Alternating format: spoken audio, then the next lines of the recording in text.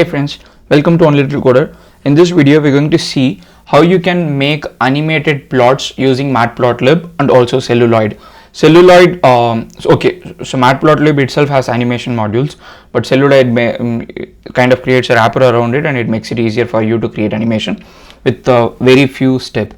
So before we get into the technical details of how you can make an animation, so I'll just show you what will actually end up building the final one. So this is the animation that we are going to finally build at the end of this video. So let's get back to Celluloid, and the way Celluloid actually creates animation is that first you make a plot and then you try to capture. You imagine that you are some movie director or cameraman, and then you have got a scene, and then you are setting up the camera here at this point. Next you are going to make all the fancy plots that you want, and every time you make a fancy plot you're going to take a snap. So now first initially you made a plot or you made a figure and you set up your camera, and every time you made a plot you're going to snap them. So you snap them every time you make a new plot, and then finally you are going to animate the camera. So this is the 3-step process, and you can export it to GIF or MP4 the way you want. So this is the 3-step process which Celluloid uses to create an animation. So let's go ahead and then actually create it in our Google Colab environment. First, if you do not have Celluloid, please make sure that you have Celluloid. Install Celluloid. It's just one pip away. Pip install Celluloid. So once you have got Celluloid installed, for this particular tutorial I'm actually taking data that I'm manipulating myself, but in your case probably you might have let's say real world data.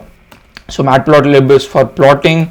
This is datetime is for data creation. We need new data, and then Celluloid is for animation, and then we are using Seaborn theme. So I have a few date variables, and then I've got a few data points, continuous variables. So first let's run this. Okay, I've loaded this.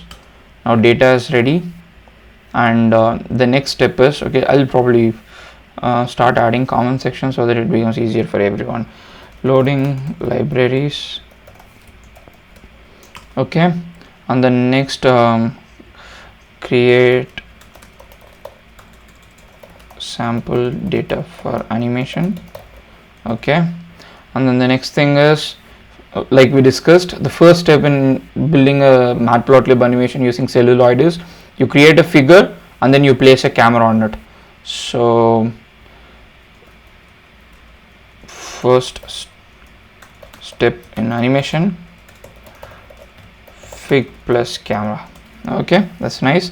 So now we are getting into the animation part. So how do you want it to be animated? So let's first make a plot without any animation. Okay, so the way you can make an animation, you can make a plot is, so you use plot date, and then you have got let's say dates, that is your x-axis, and you have got y variable, that is your y-axis. Sorry, dates and y. So this is how the plot. Oh, sorry. It must have the same dimension.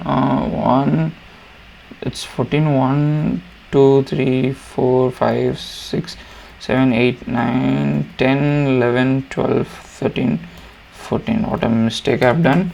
Okay, that's okay. And let's make this plot.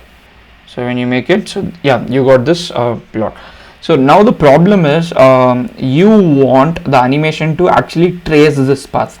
That's where the animation is going to be interesting. So for that, what you want to do is you want to subset your data for every ith iteration with I set of data. So what do I mean by that is, in your first iteration you want only this, in your second iteration you want this, in your third iteration you want this entire 3 points, in your fourth iteration you want all these points.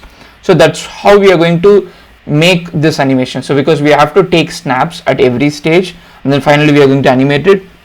So the only way that we are going to do is, for every ith iteration we are going to take I elements, or I plus elements I should say, because Python is 0 index, right? So that's what we are going to do. So that is how we have written this for loop. We are saying for I in range of 0 to length of y. So what we are trying to do, we are trying to say take new dates, create a new object, and that is dates everything until this object. So ith. So next is your y-axis, which is I'm calling it Z, very bad name, but yeah, what to do. Z, which is again y of I elements. So that's how we are doing it. So if you want to know how does it look, let me just show you. New dates, I'm not going to show that. So if you are in the second iteration, let's say, or it's ideally third iteration, so you have three, you're supposed to have three elements. So when you have three elements, so 1 2 3, so that is how it is. We will start making the plot now, and okay, so we need to start from 1 to I plus 1. Okay, yeah, so let's make this. I hope this process was clear. So we are making subset of data, batches of data, and then we are trying to make a plot, and then we are snapping it. If you want, you can actually see this plot. How does it look? So first it looks like this, then it looks like this, then it looks like this, then it looks like this. So we are making all these plots, and at every point when we made this plot, we have taken a snap, and then we can now say animation, animate all the plots. And so the way you can view animation is you can either save it, open it in your video player, or you can use the HTML function to convert this video into an HTML video and then view it on your notebook itself. So let's play it. So now you can see how it goes. Maybe if you do not like a color, so you can change it. So you can give anything that you want. So camera animate, HTML video animate. So you can see how it goes. So that's the main essence of this video, where we'll show how you can make a chart and you can make animation. As we mentioned, there are 3 steps.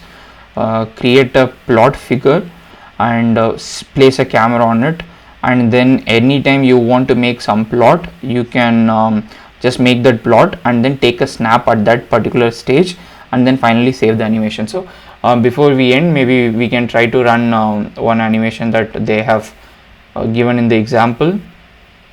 Let's take this complicated mesh grid. I'm not sure if it will work, but let's try our luck. So code, run it. Oh, X is not even okay. I'm not going to take this example. I'll better take this example, or I'm very fond of this example. We'll take that example where we have 2 sine plots moving, very nice. So let's run this, and now you have got that. You could not see that, so but if you play that, it's still getting rendered, getting changed into an HTML video. Let's wait for it. So you can see how this animation looks like. So this is the animation. So basically what this this small snippet does is, you have the figure, then you are setting up the camera there, and then you are using you are creating a sine plot. Sorry, you are actually creating a line data, and then you are going to create a sine plot, and then you have 2 plots, subplots. This can work with subplots also, and at every iteration of the loop, you are taking a snap, and then finally you are animating everything. And yeah, that is how this animation is built. But I'm actually more interested in this kind of animation because now it has real practical purpose. Let's say you're working for an organization where you want to show increase in sales, or increase in churn, or increase in attrition, or decrease in attrition, or you want to show some data over a period of time.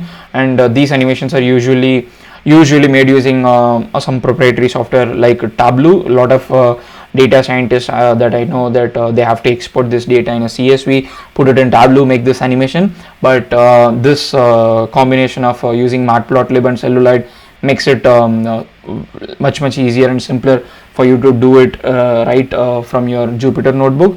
So yeah, so that's the objective of this video. I hope this video was helpful. If you have any video suggestions, or if you have any feedback, please let me know in the comment section.